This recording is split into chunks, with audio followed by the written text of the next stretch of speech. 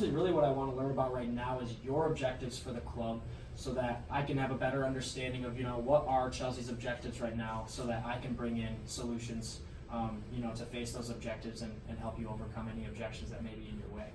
Yeah, well, you said that you were a Blues fan yourself, Absolutely. so knowing about Chelsea, our culture has always been winning.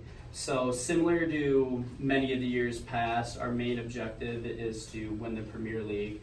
And then we'd also like to have a good showing in the UEFA Champions League, Always. because we haven't hoisted that trophy since 2012.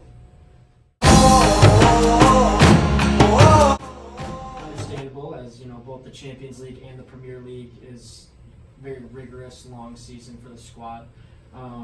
But there's still a lot of play lying ahead with the Premier League. Still having quite a lengthy bit of games left, and the Champions League still being in group stages. So furthermore, I want to know, with Chelsea having such a winning culture, obviously it's pretty self-explanatory that they expect results. So what specifically is Chelsea doing on the field to get those results? More specifically, what system is Chelsea using currently? Well, as you said, it's still early in the season. So with it still being early in the season like it is, it's kind of hard to pinpoint and solidify a system that we're going to use throughout the duration of the season. Mm-hmm. Right now, we're kind of experimenting with different formations and personnel. We adopted the 4-3-3 system in our last game, so we're just going to go from there. So what has the impact been of implementing this new 4-3-3 system? Well, with incorporating the 4-3-3 system into our style of play, essentially it has granted us more options for attack in the center, because we're spreading out the defense through the width of our midfield, just attacking the ball on the sides and then swinging it in.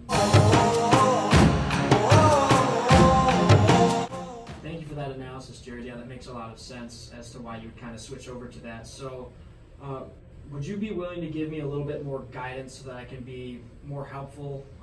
Why is width on the outside so important to this club? Well, width is essentially going to expand the defense and allow us more holes to attack through. So essentially, it's going to leave the middle of the field less congested, so we're able to send balls in through crosses or through balls to potentially transform into dangerous plays that lead to goal-scoring opportunities. So based on the few things that we've kind of talked about so far with the new 4-3-3, it appears to me that you're looking to add a little bit more depth into your midfield personnel. Is that correct? Yes. Okay.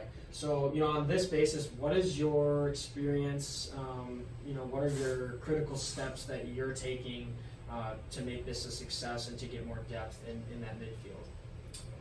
Well, as a recruiter for the club, I have a lot of experience with player signings. I was personally responsible for the player acquisitions of Eden Hazard and N'Golo Kante and Kevin De Bruyne, as long as many more individuals. Those are some really big signings for the club. Some of the biggest ever, with Eden Hazard being one of the club's number one prospects. So will you kind of walk me through how that has typically unfolded in the past, and if there's been kind of any changes to your vision, what you see happening in the future? Well, typically when we bring in new signings, there is kind of a procedure that has to be undergone. First and foremost, we would invite the player to a training session in which our coaching staff and trainers would be able to evaluate them based on their performance. Then after that, if they had a good showing, the coach would then consult with the GM about whether or not we would want to acquire the player. So if the GM decided that the player would be a valuable asset to the team, after that is essentially just paperwork and finances to solidify their spot on the Blues.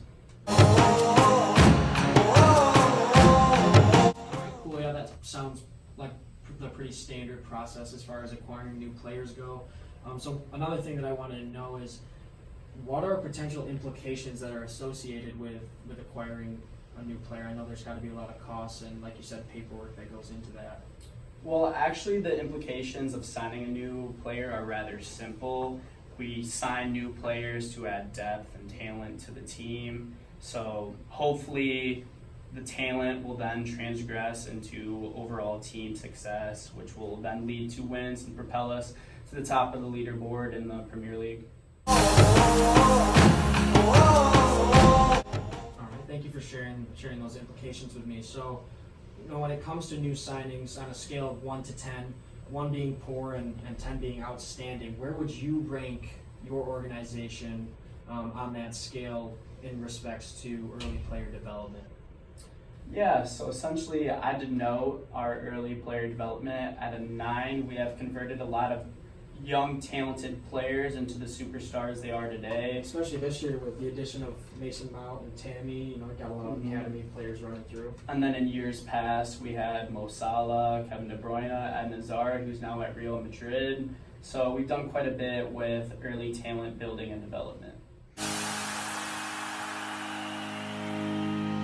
So, thank you for answering those questions. I feel a lot better kind of, with a total understanding of what you're looking for and how your organization does, player acquisitions and things like that. So, I guess I want to ask you a question now. If we, CMU FC, were able to increase the efficiency of your midfield while saving you a lot of money on transfer costs, would this be able to add value to your organization?